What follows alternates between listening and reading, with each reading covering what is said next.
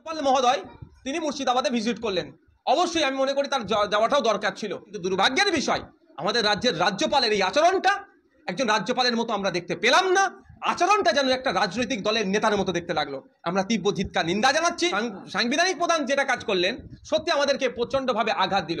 তিনি দেখলেন গিয়ে যে হিন্দু সম্প্রদায়ের, হিন্দু মুসলিম আমি এরকম করতে চাই না কিন্তু বলতে আজকে বাধ্য হচ্ছি, দুজনের বাড়ি ওই বাড়িতে গেলেন, তাদের সাথে কথা বললেন, ওই এলাকায় ঘুরলেন, ঘুরে চলে আসলেন। কিন্তু ওই মুর্শিদাবাদেই ওই এলাকার অদূরেই একজন মুসলিম সম্প্রদায়ের ছেলে, তাকে পুলিশে নাকি গুলি করে মেরেছে, এই অভিযোগ আছে।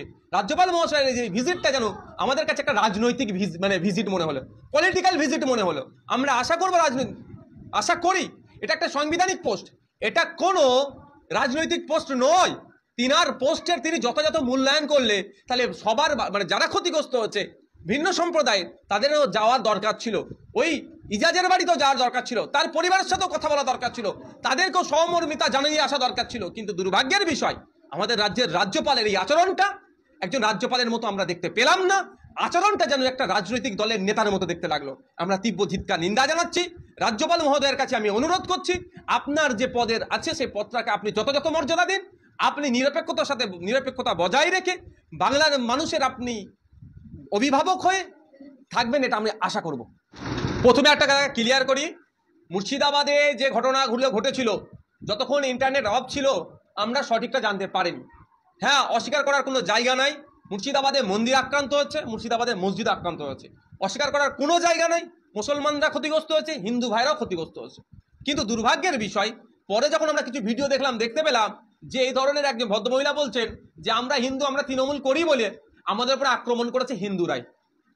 আবার আসার আলোর মতো কিছু ভিডিও দেখেছি হিন্দু সমাজের মানুষ বলছেন আমরা মুসলিম ভাইরা আমাদেরকে প্রোটেক্ট করেছে।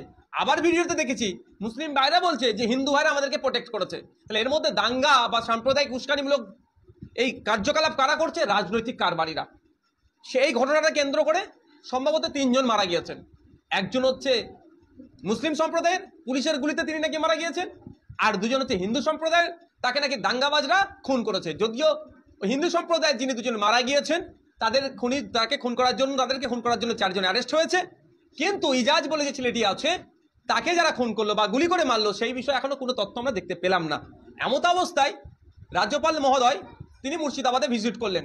অবশ্যই আমি মনে করি তার যাওয়াটাও দরকার ছিল। তিনি সাংবিধানিক প্রধান, আমাদের রাজ্য সরকারের যিনি প্রধান আছেন বা যে সরকার যারা চলছে, সরকার আর পার্টি এরা গুলিয়ে ফেলছে, ফলে তাদের কাছে নিরপেক্ষতা আশা করাটা আমাদের বৃথা। সাংবিধানিক প্রধান যেটা কাজ করলেন সত্যি আমাদেরকে প্রচন্ডভাবে আঘাত দিল। তিনি দেখলেন গিয়ে যে হিন্দু সম্প্রদায়ের, হিন্দু মুসলিম আমি এরকম করতে চাই না কিন্তু বলতে আজকে বাধ্য হচ্ছি, দুজনের বাড়ি ওই বাড়িতে গেলেন, তাদের সাথে কথা বললেন, ওই এলাকায় ঘুরলেন, ঘুরে চলে আসলেন। কিন্তু ওই মুর্শিদাবাদেই ওই এলাকার অদূরেই একজন মুসলিম সম্প্রদায়ের ছেলে, তাকে পুলিশে নাকি গুলি করে মেরেছে, এই অভিযোগ আছে।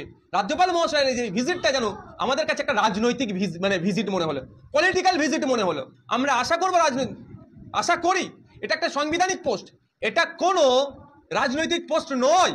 তিনার পোস্টের তিনি যথাযথ মূল্যায়ন করলে তাহলে সবার যারা ক্ষতিগ্রস্ত হচ্ছে ভিন্ন সম্প্রদায় তাদেরও যাওয়ার দরকার ছিল, ওই ইজাজের বাড়িতেও যাওয়ার দরকার ছিল, তার পরিবারের সাথেও কথা বলা দরকার ছিল, তাদেরকেও সহমর্মিতা জানিয়ে আসা দরকার ছিল। কিন্তু দুর্ভাগ্যের বিষয় আমাদের রাজ্যের রাজ্যপালের এই আচরণটা একজন রাজ্যপালের মতো আমরা দেখতে পেলাম না। আচরণটা যেন একটা রাজনৈতিক দলের নেতার মতো দেখতে লাগলো। আমরা তীব্র ধিক্কার নিন্দা জানাচ্ছি। রাজ্যপাল মহোদয়ের কাছে আমি অনুরোধ করছি, আপনার যে পদের আছে সেই পদটাকে আপনি যথাযথ মর্যাদা দিন।